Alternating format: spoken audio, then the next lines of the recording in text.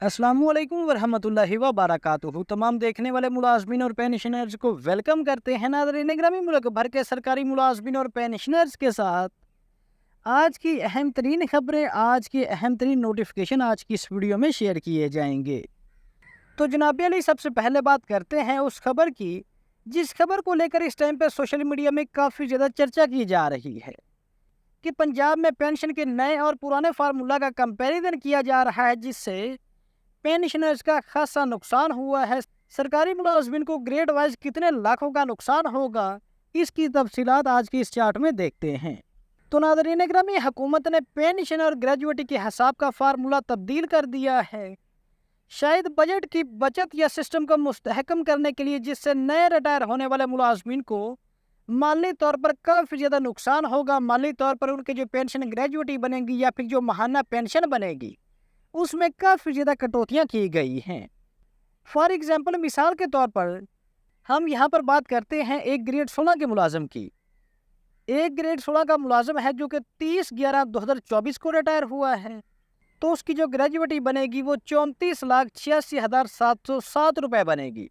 और वहीं पर ग्रेड 16 का मुलाजम जो 2 दिसंबर 2024 के बाद रिटायरमेंट लेगा, तो उसकी जो ग्रेजुएटी है वो 23,73,110 रुपये बनेगी। यानी कि दोनों ग्रेड 16 के मुलाजमीन हैं। एक मुलाजम है जिसने रिटायरमेंट 30 नवंबर 2024 को ली है, तो उसकी जो ग्रेजुएटी है वो 34-35 लाख बनती है। जबकि दूसरा वही ग्रेड 16 का मुलाजम है और उसने जो रिटायरमेंट है वो 2 दिसंबर 2024 को ली है, तो उसकी जो ग्रेजुएटी है वो 30-24 लाख बन रही है। यानी कि तकरीबन 11-12 लाख रुपए का फ़र्क आ रहा है। जो पहले कानून था उसके मुताबिक मुलाजमिन की जो ग्रेजुएटी के बेनिफिट्स थे वो ज़्यादा बनते थे, और 2 दिसंबर 2024 को जारी होने वाले नोटिफिकेशन के बाद मुलाजमिन के जो पेंशन ग्रेजुएटी के बेनिफिट्स हैं उसमें काफ़ी ज़्यादा कमी वाक़ई हुई। इसके अलावा अगर बात करें महाना पेंशन की, तो महाना पेंशन में तकरीबन 12-13 हज़ार रुपये का मुलाजमिन को नुकसान देखना पड़ेगा। ग्रेजुएटी और पेंशन की रकम एक मरतबा तय हो जाती है, तो जो अफराते ज़र है, इन्फ्लेशन है, वो बाकायदा बढ़ता रहता है। यानी कि रुपए की कदर, आपको पता ही होगा कि रुपए की कदर जो है वो दिन ब दिन घटती रहती है, कम होती रहती है। तो इसका मतलब ये है कि आपकी पेंशन की रकम तो वही रहेगी, लेकिन इससे ख़रीदारी की सलाहियत, परचेजिंग पावर जो है वो घटती जाएगी। मिसाल के तौर पर अगर आपको साल 2025 में 50,000 रुपये माहाना पेंशन मिलती थी, तो वही 50,000 अगर आपको साल 2030 में मिलती है, आज से 5 साल बाद अगर आपके पास आपको माहाना पेंशन 50,000 रुपये मिलती है, तो 2025 के मुकाबले में कम चीज़ें आप खरीद सकेंगे साल 2030 में। ये तो आसान सा फार्मूला है कि जो चीज़ आज 100 रुपये की है, वो तकरीबन 1 माह के बाद या फिर 1 साल के बाद, 6 माह के बाद आपको वो चीज़ 100 रुपये की नहीं मिलेगी, क्योंकि कीमतें बढ़ चुकी होंगी। तो क्या हुकूमत अफराते ज़र का अजाला करती है, इन्फ्लेशन का अजाला करती है पेंशनर्स और सरकारी मुलाजमीन के हवाले से? तो अमूमन पाकिस्तान में पेंशन में अफराते ज़र के मुताबिक इजाफा कॉस्ट ऑफ लिविंग एडजस्टमेंट नहीं होता, या अगर होता भी है तो बहुत कम और गैर मुनज़्ज़म तरीके से होता है।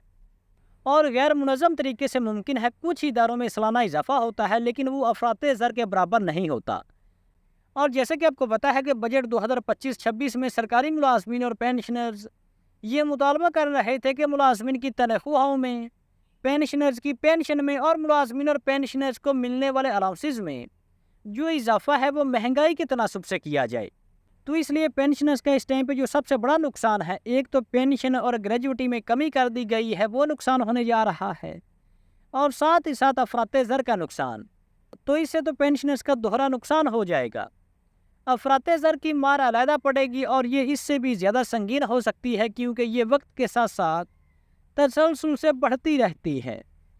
पेंशन फार्मूले में तब्दीली से आपको एक बार में नुकसान हुआ है, लेकिन अफराते ज़र से हर साल नुकसान होता रहेगा, जिससे आपकी मईशत में मुस्तकिल तौर पर कमज़ोरी आएगी।